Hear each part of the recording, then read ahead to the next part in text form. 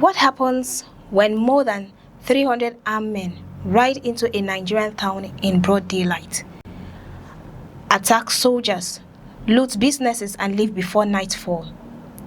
That is the terrifying question emerging from Kebbe town in Sokoto state, where one of the boldest militant raids in recent months has reignited fears about the growing reach of the Lakurawa group across northwestern Nigeria. According to Punch, multiple reports from the area, more than 300 suspected Lakurawa militants stormed Kebbe in Kebbe local government area on motorcycles, launching a coordinated assault that reportedly targeted security forces, shops, vehicles, and even a public hospital. But amid the chaos, one claim stands out above all others. 4 Nigerian soldiers are feared to have been killed during the gun battle. The attack reportedly began at about 10 a.m. when residents saw hundreds of armed men approaching the town from different directions. Their arrival immediately triggered panic, with businesses shutting down and residents scrambling for safety. Soldiers stationed at the military base on the outskirts of Kebbe reportedly opened fire as the militants entered the community, leading to a fierce exchange of gunfire that echoed across the town. A Sokoto-based security analyst, Bashar Altin, said 4 soldiers were allegedly killed during the confrontation. But while the claim has spread rapidly, neither the Nigerian Army nor the Sokoto State Police Command has officially confirmed the casualty figure. That distinction matters. In conflict situations, early reports often emerge from eyewitnesses and local security sources before being verified by military authorities. At the time of reporting, the police acknowledged that an attack had taken place, but said they were still gathering information. Police spokesperson DSP el-rufai confirmed the incident, but declined to verify reports of military casualties, saying the command would issue an official statement once details had been established. The Nigerian Army's Air Division had also not released a formal response. What happened after the initial gun battle is perhaps even more alarming. According to Altin, the militants pushed deeper into Kebbe after engaging the soldiers and entered the Sabangari district, the commercial heart of the town. There, they allegedly broke into shops and carted away large quantities of mobile phones and bread.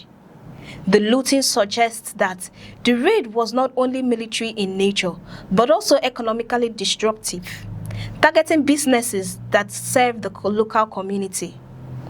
The attackers reportedly did not stop there.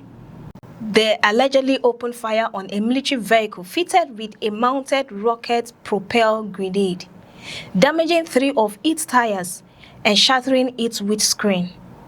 If confirmed, the attack would demonstrate a level of confidence that has become increasingly associated with heavily armed militant groups operating across parts of northwestern Nigeria. But perhaps the most disturbing allegation involves Kebbe General Hospital. Altin claimed the militants entered the hospital premises and smashed the windows of several parked vehicles, including an ambulance and a vehicle belonging to the divisional police officer.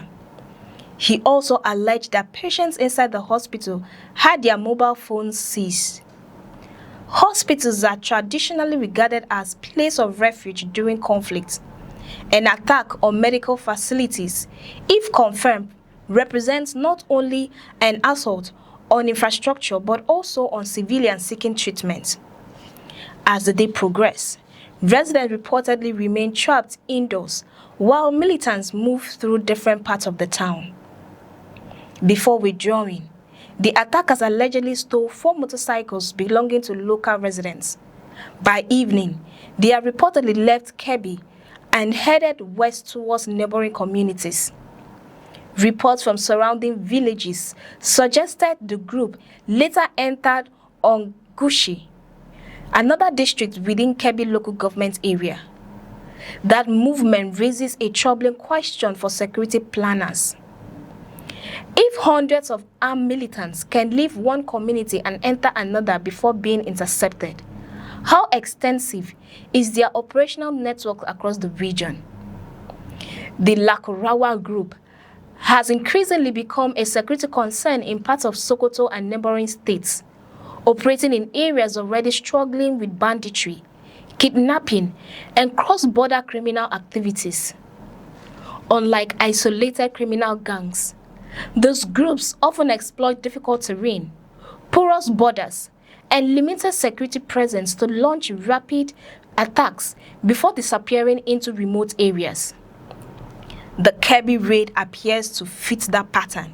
Residents describe a large mobile force arriving suddenly, overwhelming the town's sense of security, carrying out multiple attacks and withdrawing before authorities could fully respond. Yet, significant questions remain unanswered. Were 4 soldiers really killed? How many civilians were injured? Did security forces eliminate any of the attackers during the gun battle? And where exactly did the militants retreat after leaving Kebbe? As of now, he said, we have not seen the body of even one Lakurawa fighter.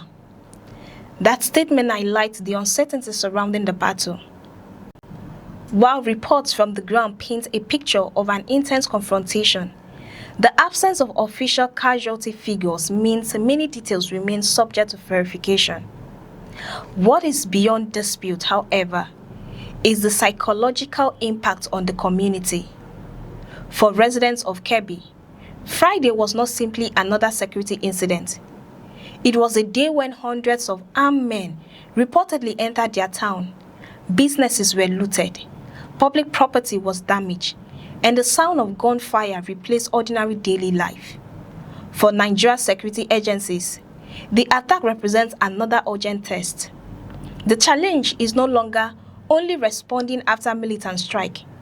It is preventing large armed groups from assembling, moving across communities, and launching coordinated assaults in broad daylight. As authorities continue investigating the incident, the people of Kebbe are left waiting for answers, accountability, and reassurance that the next convoy of motorcycles will not return. If you found this report informative, subscribe to the channel, turn on notifications, and share this video. Your support helps us bring you more in-depth security and breaking news from Nigeria and across the world. I am Casualties.